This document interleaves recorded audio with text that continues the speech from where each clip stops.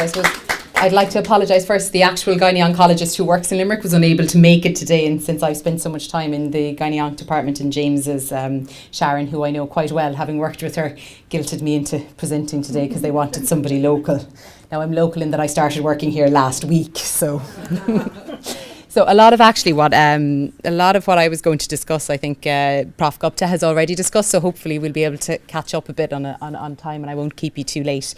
So I was going to the stages, I suppose, just so we know what we're talking about when we talk about the stages, the symptoms, screening, and what happens after diagnosis. Right. So I suppose the basic statistics, we know that while, as Prof Gupta was saying, it's probably the 6th most common cancer in females, it's the 4th most common cause of death in females due to cancer in the first world.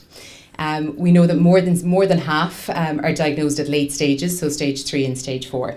In Ireland, again, as Prof was saying, about 340 women are diagnosed every year with ovarian cancer, and about 270 women die. Now, I was a bit more optimistic with my 1 in 70 women develop it every year. I know Prof was saying it was 1 in 54. I think it depends on where you get your numbers for, but it's a very common, in the asymptomatic. Obviously, if you have a family history, if you have BRCA or one of the other genetic things, your risks are going to be higher. So I suppose looking at the stages of ovarian cancer, you'll always be told if you're stage 1, stage 2, stage 3, stage 4. So we know that, the higher the stage, the more advanced the cancer is. But I suppose just to know exactly what we're talking about, I always think pictures are great. So I suppose stage 1A is it's confined to the ovaries, either one ovary or both ovaries. If you have stage 1A or stage 1B, then usually surgery is curative and you don't actually need any further treatment. Stage 1C means there are some cells in the pelvis. So what we do is when you have the surgery, we just put some fluid into the pelvis, wash it out and test those. And if that comes back that there's any cells in it, then you get chemotherapy as well as treatment. So it's part of the staging. The most important thing about the staging, I suppose, really is deciding what treatment you get or what you need from it. Stage 2 is where it's confined to the pelvis, so usually the ovaries, the tubes, the uterus, the womb, but it's still confined to the pelvis. Stage 3, I suppose, as Prof Gupta was saying, we see the tummy as a barrel, so anything from the diaphragm down, between the diaphragm and the pelvic floor is what we call the abdominal cavity, and that would be stage 3 is once it's confined to there below the diaphragm. Now that can be on small bowel, large bowel. The omentum is it's a little fatty apron that lies inside in our tummy, and that's one of the common places. And anyone who goes for surgery, whether, if we know what's going on, they'll often hear you talking about taking out the omentum as part of it. Stage 4 then is where it spreads outside that. So usually that'll be either fluid on the lungs that has cancer cells in it or a nodule or something like that on the lungs. I suppose the biggest issue really with ovarian cancer is that the symptoms are very vague. They're non-specific and they're very insidious. I mean, most females will be used to feeling bloating, distension or constipation depending on their cycle. So if you're in your 40s and you get this once a month, you don't really think about it that much. As you get older, I suppose the big difference being that once you stop your periods, you shouldn't really be having those kind of symptoms again. Equally, they're very confused with irritable bowel syndrome. They're pretty much the same symptoms as a diagnosis of irritable bowel. So they're very vague, very non-specific symptoms. Abdominal discomfort or pain. Most women, you'd be amazed the size of a cyst you can have in your tummy. I've seen women with rugby balls and they've no symptoms, no pain. It's an incidental finding. Because if you think about it, our pelvises are designed to expand to hold babies, and babies will go all the way up to your diaphragm nearly, and we can take that without that much pain or discomfort. So when people go, God, you couldn't have had that and not had symptoms, it's what the female pelvis is designed to do. Early satiety is one of those, when you eat and you feel full much sooner. It's a lot of that's due to fluid in the tummy and pressure on the tummy, so your stomach feels like it's full because it can't expand as much. Urinary frequency, I'd say now there's very few women over the age of 60 who aren't getting some bit of urinary frequency, and you go to your GP and they're just going to tell you to do your pelvic floor exercises, because that is by far the most common cause of it. So these are all very non-specific, very vague symptoms. Pain isn't as common.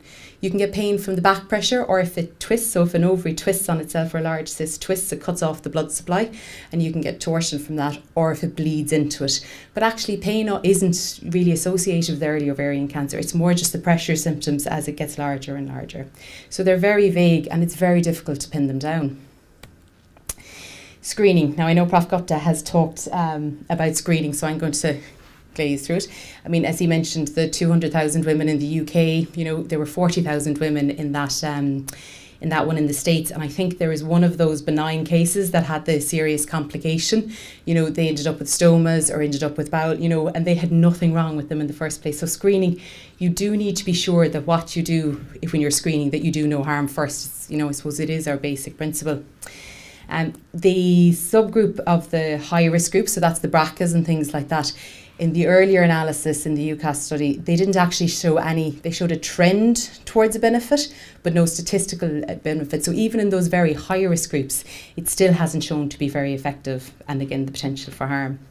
I suppose CA125, to list off a couple of things, it's elevated if you have endometriosis, if you have pelvic inflammatory disease, if you were just after ovulating, if you have appendicitis, if you have Crohn's disease, if you have irritable bowel syndrome, any of those things can increase your level of CA125. It is a very, very non-specific, and that's why it's not particularly useful as a screening test.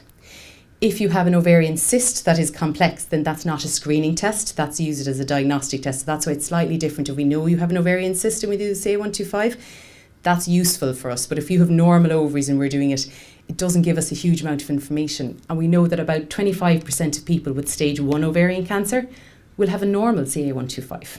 So, even in early cancer, it can be absolutely normal. I suppose, as Prof mentioned, the risk reduction surgeries, that's the risk reduction surgeries, bilateral self-oophorectomy, which is removing both the tubes and ovaries.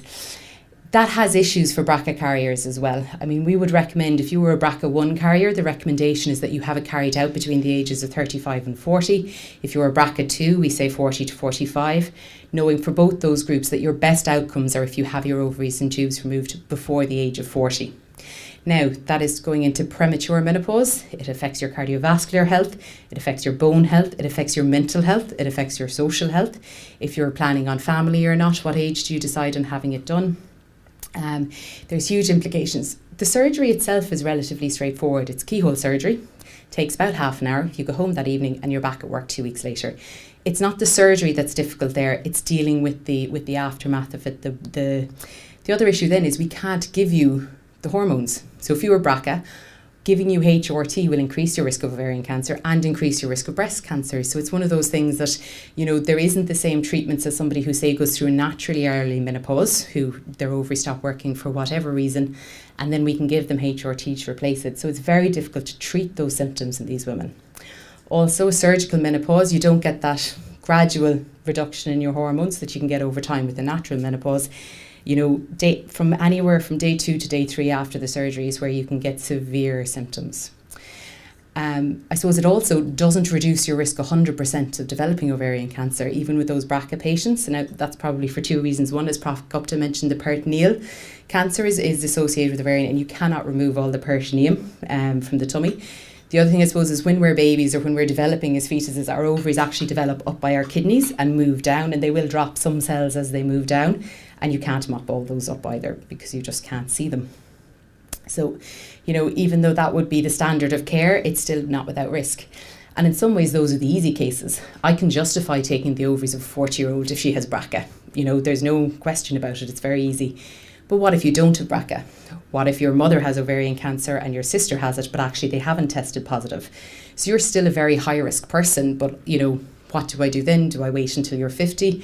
Do we wait until you're postmenopausal? Those are all questions that are very difficult, and a lot of it will depend then on where you are in your life. Is your family complete? Is it not? What your social implications from a work point of view and things like that are. They're very difficult decisions to make. Risk factors. So I suppose, most ovarian cancers will happen over the age of 55. So if you present, you have a MRI of your back and you have an incidental finding of a cyst in somebody who's past the menopause, that's never a normal finding. Now, the majority of them are absolutely fine and normal, but I suppose if you look at the function of the ovaries, so while we're going through our reproductive years, every month the ovary develops a cyst, ruptures the cyst, releases an egg, and you release your egg and go through your cycle. The next month you do the same thing. So it's normal for younger women to develop ovarian cysts. If you scan every female in a secondary school, in leaving cert in a secondary school, you'll probably find about 5 or 6 or 10 of them who have, 6 centimetre ovarian cyst. You scan them all 6 weeks later or 3 months later, and usually they'll all have resolved. And another set of 10 girls will have the cyst instead. So it's very normal when you're premenopausal, but after the menopause, your ovaries shouldn't be producing any eggs. So you shouldn't produce this. So I suppose any cyst in a postmenopausal woman is always going to be suspicious. If you have a family history, if you have a personal history of breast cancer, obviously if you have the genetic thing, so Lynch syndrome is in with the BRCA1 and BRCA2, that also has an increased risk of bowel cancer and endometrial cancer. If you've never had children, infertility, endometriosis, HRT, the early age at the first period, late age at menopause. The reason I suppose the infertility, not having kids or things like that, are, if you think about it, as Prof. Gupta was saying, like every month when we rupture that little cyst and release an egg, there's a small amount of damage done to the surface of the ovary, and that repairs itself. So, that happens every month. And if you don't have any children, or you're not on the pill, or you're not breastfeeding, and you start your periods at about the age of 13 or 14 and you finish at about the age of 50, that's nearly 400 ovulations in your lifetime. So that's 400 times that something can go wrong. And that's when something goes wrong, that's when you develop problems. So if you look at what's protective, so taking the combined contraception for more than 5 years, pregnancy, breastfeeding, and as I mentioned, actually a hysterectomy is somewhat protective because you remove the tubes. Also, the tubal ligation is one of the reasons we think that is again, you're not putting a lot of the inflammation. So when you have your period, most of the blood will come out vaginally, but obviously some of it goes back through the fallopian tubes. It's called retrograde menstruation, and that irritates the surface of the ovary. And again, you get small amounts of damage, and that just makes it more likely that something will go wrong. One of the things I suppose we're doing nowadays is, instead of doing tubal ligation, so if somebody comes in and they want permanent form of contraception, we're actually removing the fallopian tubes, regardless of what their family history is or risk is, because we do know that for 70 women, hopefully we'll get one of them where we'll reduce her risk of ovarian cancer. So nowadays we don't tend to clip the fallopian tubes anymore, we just tend to remove them surgically. It's also more effective as a form of contraception if you just remove them. So I suppose one of the things I thought, a lot of people, is what happens when you come to clinic. So, a lot of people are referred either by their GP or their gynecologist. And when it comes to ovarian cancer, they often won't have a diagnosis. So you'll know that you have a suspicious ovary or a complex cyst or something like that. You won't, we don't know that it's a cancer. We're not sure what's going on. And you do need further investigation. And I know a lot of people are like, well, before you put me through any surgery, why don't you just biopsy it? Then you'll know whether you need to operate on it or you don't need to operate on it. Why would we put you through the risks? But I suppose if you have a 10 centimetre cyst, so a cyst about the size of an orange on your ovary, so about the size of the fist, and biopsies are relatively small, so I can biopsy, from 3 different points. But actually, the cancer cells are over here, So one, in a 10 centimetre, you can't biopsy all of it, so it's difficult. You may miss the suspicious bit. But equally, if you have cancer, then I have put a needle into it and I have spread cells around your pelvis. And as I mentioned, you might go from a stage 1A where it's all confined to the ovary, and now you have cancer cells in your pelvis, and I've gone from curing you with surgery to now needing surgery and chemotherapy. And I'm sure all of you know that chemotherapy is not easy and it's no walk in the park. So those are kind of some of the reasons we don't biopsy if it is just a cyst. Obviously, there are other times where we do biopsy before we do any surgery. So when you come to clinic, you will have an ultrasound. Most people will be referred with an ultrasound because that's how you get seen by us. As Prof. Gupta said, we would do the CT. So that's looking at the lungs, looking at the tummy, and looking at the pelvis. And we do that for 2 reasons, I suppose. One, it gives us a better look at this ovarian cyst or the mass to see how suspicious it looks or not. And it also lets us know if it is spread anywhere. So if there's any disease on the omentum, if there's any fluid in the tummy, if there's any fluid in the lungs or any lesions on the lungs. And that, will decide what treatment you get. You'll get the blood test, so the CA125 and lots of other ones, just to check your general health and well-being. At that point, sometimes we would consider a biopsy. So the reasons that we sometimes do biopsies are if it looks like it is spread outside the pelvis. So if you have disease in the tummy, if you have fluid in the tummy, we can drain it and get a biopsy from that. If that little fatty layer, it's called omental caking, I don't know if anybody's ever heard of that, but it's easy to take a biopsy from that. And I'm not going to spread your cancer further because it's already there. So if you have disease there, then you already need chemotherapy. So I'm not upstaging you or doing anything like that.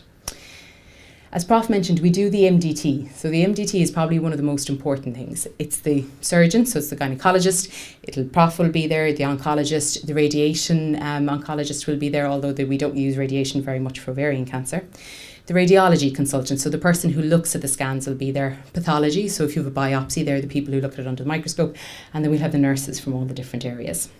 So the really important people are the radiologists, really, because they will tell us whether it looks suspicious or not. So all of the scans will be reported on by various people, but this we all have our own radiologist who looks at our scans, and that's what they do all the time. So like anybody, if you're always looking at the ovaries, you're much better looking at the ovaries than somebody who's always looking at the lungs will be much better at somebody who's always looking at the lungs. So we all have our own people who are who are just more experienced with it.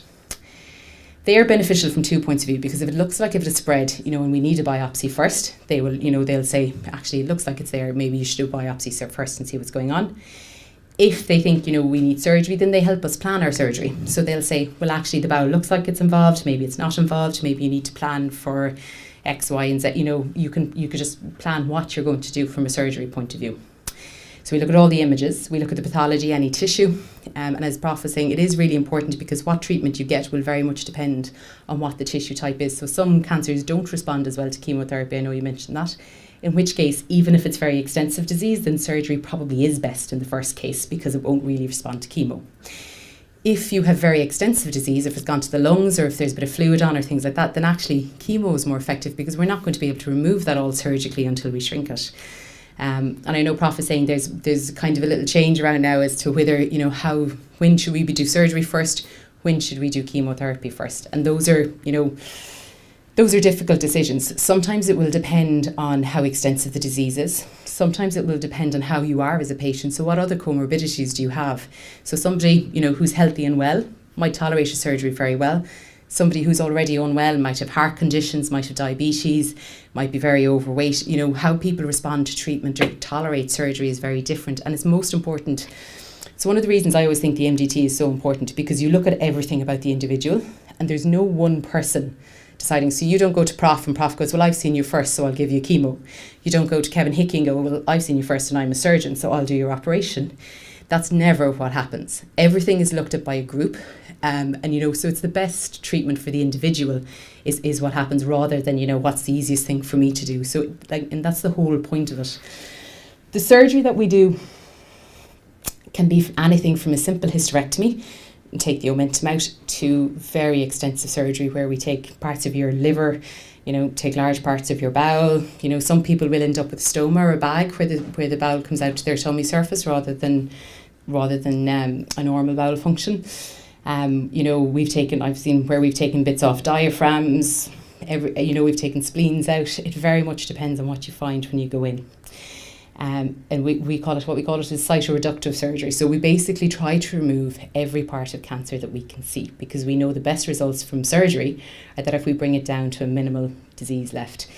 We haven't removed all the disease at that point. We know they're microscopic cells. So that's the whole point. You get your chemo afterwards then. So we remove everything visible, and then the chemo goes and mops up everything else afterwards. There is a new one called HIPEC. I don't know if anybody's heard of HIPEC yet or not. So it's the hypothermic intraperitoneal chemotherapy. So it hasn't come on, it's not really happening in Ireland in ovarian cancer at the moment. They're doing it for appendiceal cancer, which is obviously not quite rare. So what happens is, once you have your surgery, so we take everything out and then you sit on the table for 2 hours. You're still under general anaesthetic, so you won't feel anything or know anything. But you basically pump in hot, warm chemotherapy in around the abdominal cavity where you've removed it all, with the idea being, as Prof said, that it's in the area that you've removed the cancer. It's about 2 hours on the table. So there are implications. If I'm leaving you on the table for 2 hours extra to get that, it means I am cancelling somebody else for surgery because you're taking their slot. And we don't have solid evidence yet about how good it is or how not it is. And there are complications. If I've just done bowel surgery for you, so if I had to take a chunk of your large bowel, and now that those stitches that I've stitched back together are sitting in chemotherapy, which we know is toxic, there are complications from that point of view. So it's not quite as straightforward as it's there, it seems to work, why don't we do it? Everything needs to be looked at before we do that. And I think when I left James's, they were going to Germany to see a couple of cases to see how it would work and see if they could bring it back or see what the results and stuff are like. Surgery then, I suppose, is only really used in recurrence if it's isolated. And unfortunately, most of the time when ovarian cancer comes back, it doesn't come back in isolation. It comes back a bit more widespread. It's rare that we use radiation in ovarian cancer. I suppose the big things then, are the BEAT, which I know you've probably all seen on the website. The bloating, if it's persistent and doesn't come and go. If anybody goes out for a decent meal, sometimes you will have a bit of bloating or whatever afterwards, but if it's there persistently. If you're having difficulty with eating, the abdominal pain or discomfort.